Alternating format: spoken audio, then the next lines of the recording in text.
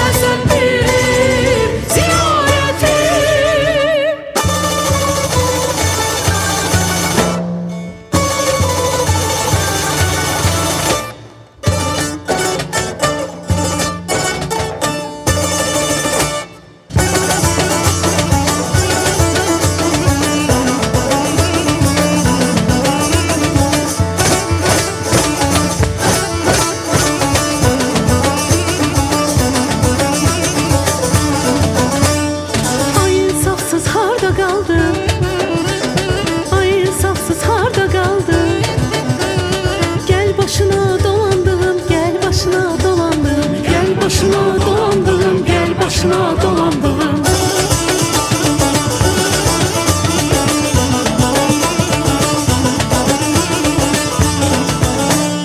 Bir canıma minot saldım, bir canıma minot saldım.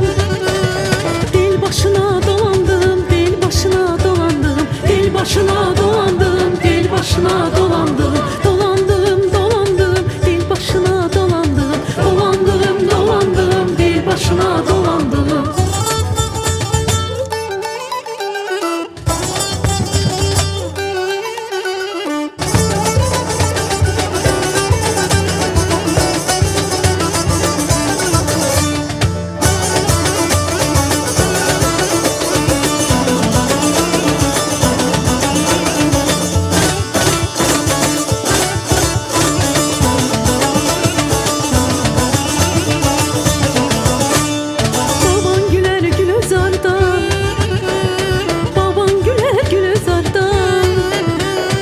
Aşık yanar ahuzarda, aşık yanar ahuzarda, aşık yanar ahuzarda.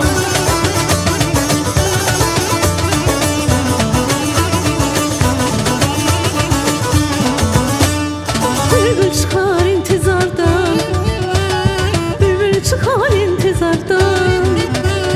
Gül başına dolandım, gül başına dolandım, gül başına dolandım, gül başına dolandım. Dolandım, dolandım, gül başına dolandım, dolandım, dolandım, gül başına dolandım.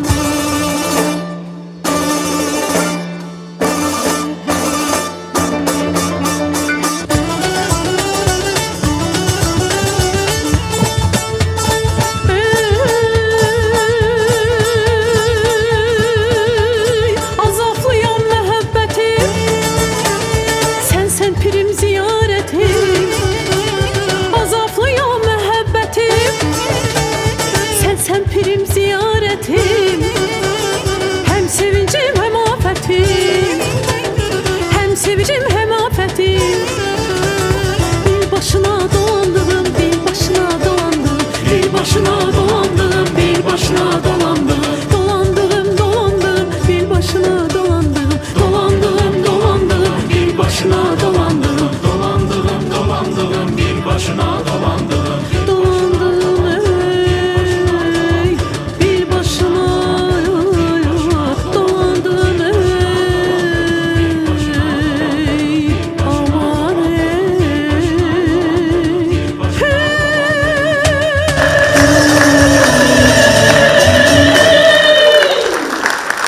Aşk olsun sizden bu kadar vekillik. Çok teşekkür ederim. Allah sizden razı olsun.